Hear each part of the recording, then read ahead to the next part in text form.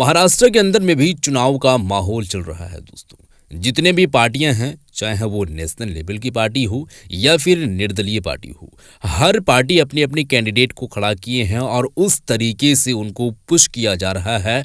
उनके पार्टी से जितने भी बड़े बड़े लोग हैं, बड़े बड़े जो है वो पॉलिटिशियन हैं, उन सब सारे लोगों को बुलाया जा रहा है और जनसभा कर रहे हैं और लोगों को जागरूक कर रहे हैं।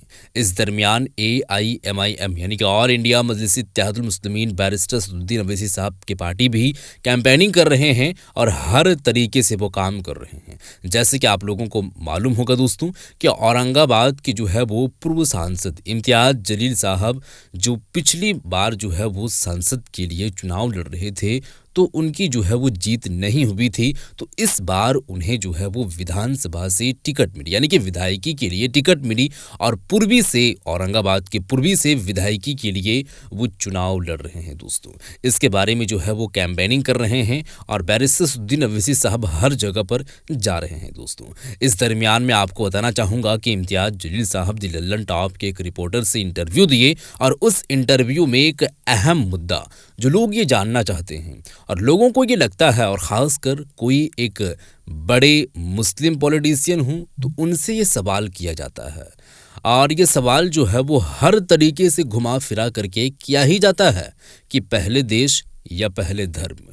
तो आप अगर इस बात के, इस चीज़ के बारे में अगर आप जानते हैं तो आप ये समझ जाएंगे कि अगर जो है वो अगरचे मुसलमान की बात को कह दे ये पहले धर्म, तो फिर उनको जो है वो एक सर्टिफिकेट दे दिया जाता है, वो सर्टिफाइड हो जाता है लोगों के नज़रिए से और कह दिया जाता है कि ये देश द्रोही हैं।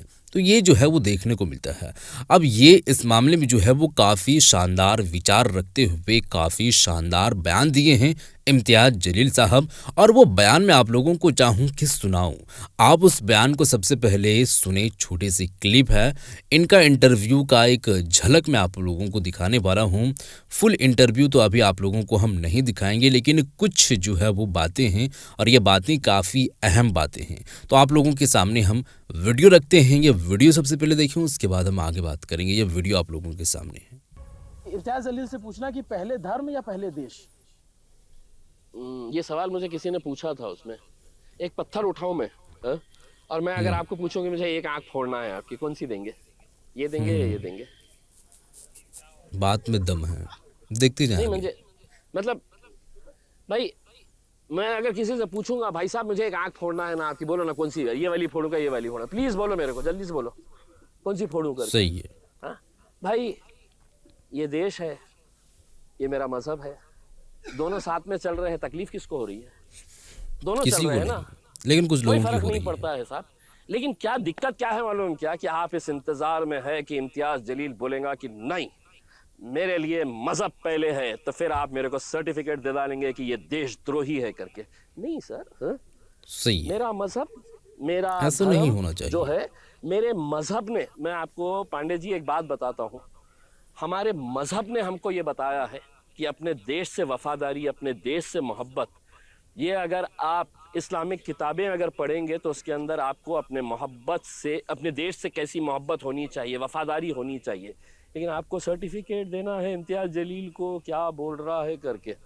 अब अगर कोई सवाल करा तो मैं पत्थर छुपा के रखूंगा, बोलूँगा फोड़ता एक फोड़ता, बोलो फिर कौन सा है करके। उसमें कुछ नहीं है सर, मतलब दिस इज, ये बेसिकली जब से भारतीय जनता पार्टी आई है ना, उन्होंने ये ऐसे बहुत सारे सवाल खड़े करना शुरू कर डाले हैं कि आप ये बताओ करके। उसमें आप होते कौन है साहब मेरे से सवाल करने वाले?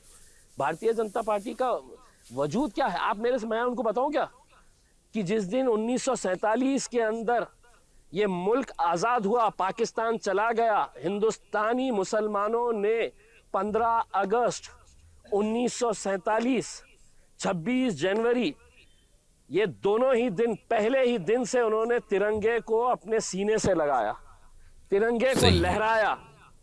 आरएसएस, राष्ट्रीय स्वयं सेवक संघ, अपने हेडक्वार्टर पे कितने साल के बाद तिरंगा लहराया आपको पता है? 45 साल के बाद, मुल्क आजाद होने के 45 साल के बाद आरएसएस ने अपने हेडक्वार्टर पर तिरंगा लहराया। उनको 45 साल लगे अपने मुल्क से उनकी मोहब्बत कितनी। हम तो पहले दिन से है तो तिरंगे को अपनाए हैं, लहराए हैं। इसमें बम्बई भी गए हैं तो हरे नीले पीले झंडे लेके नहीं गए थे, तिरंगे लहराते हुए गए थे कि ये बताने के लिए कि मुल्क हमारा है करके, ये मुल्क हमारा भी है। नहीं तो बोलेंगे अरे तो गवर्नमेंट ने मुल्क ले लिया है करके उसमें। तो ये सब चीजें जो है ना कोई भी काम की वो नहीं करेंगे। अब हम बोल रहे देवेंद्र फडणवीस साहब पानी कब मिलेगा, तो बोले ओ वैसी।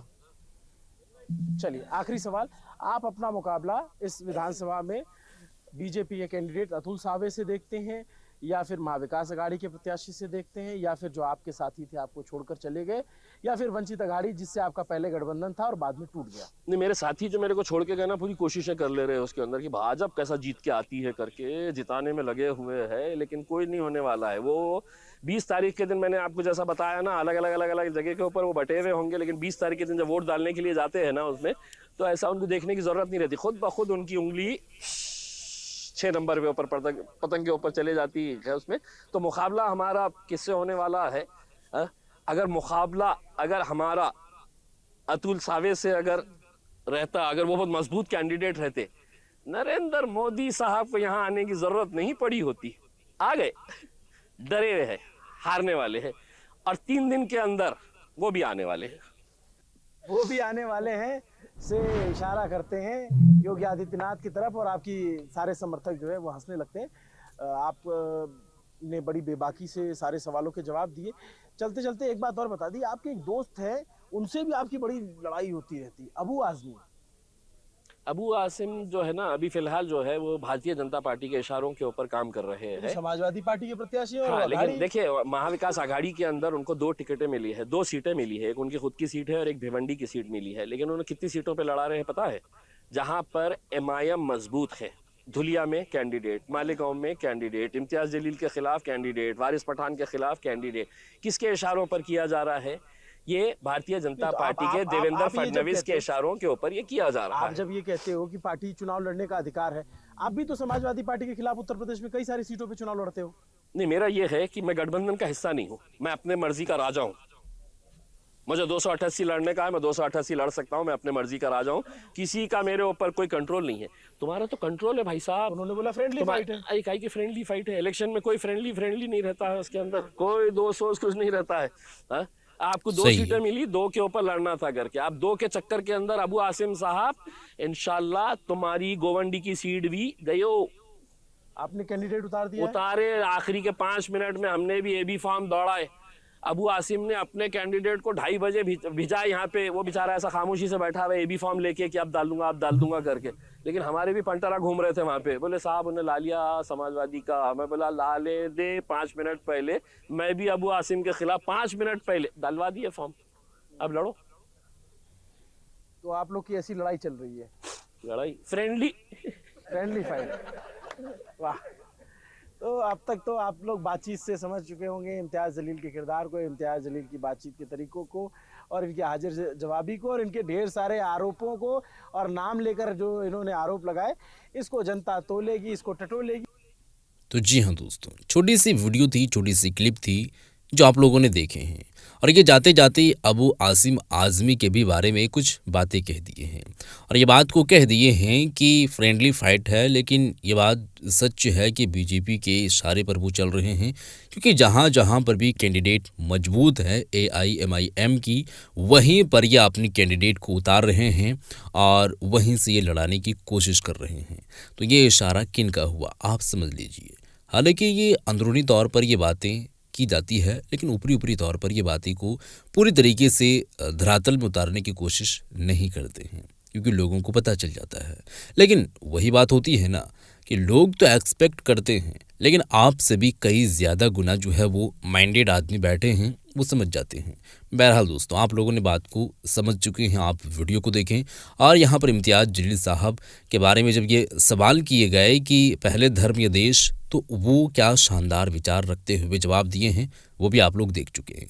सीधे तौर पर उनका यही कहना था कि एक जो है, सबसे पहले आप लोगों की जो है वो, आप लोगों को 2 आँख दिए हैं, तो हम ये बात को कहें कि पत्थर उठाते हैं, और आप ये बताएं कि हम कौन से आँख को जो है वो फोड़ें, पहले ये या फिर वो। तो ये जो है वो एक नज़रिया बन चुका है, लेकिन हम इस नज़रिए से देखते हैं और आप भी देखें कि ये जो है वो देश है, ये धर्म है। मतलब ये आप सोच पैदा कर सकते हैं। तो ये दोनों ही ना आपके लिए महत्वपूर्ण हैं। किसी एक को तो आप जो है वो ज़्यादा जो है वो आप उसको नहीं चाहेंगे, और दूसरे हैं उससे आप बहुत ज़्यादा कम तो नहीं चाहेंगे। दोनों हैं, और दोनों जब साथ में रहेंगे फिर हर एक काम होता हुआ दिखाई देगा। बहरहाल ये वीडियो को आप ज़्यादा से ज़्यादा शेयर कर दीजिएगा। खबर जो थी मैं आप लोगों को पहुंचाया। ऐसे ही वीडियो को देखने के लिए चैनल को सब्सक्राइब कर दें। मिलते हैं एक और नई वीडियो के साथ, तब तक के लिए खुदा हाफिज़।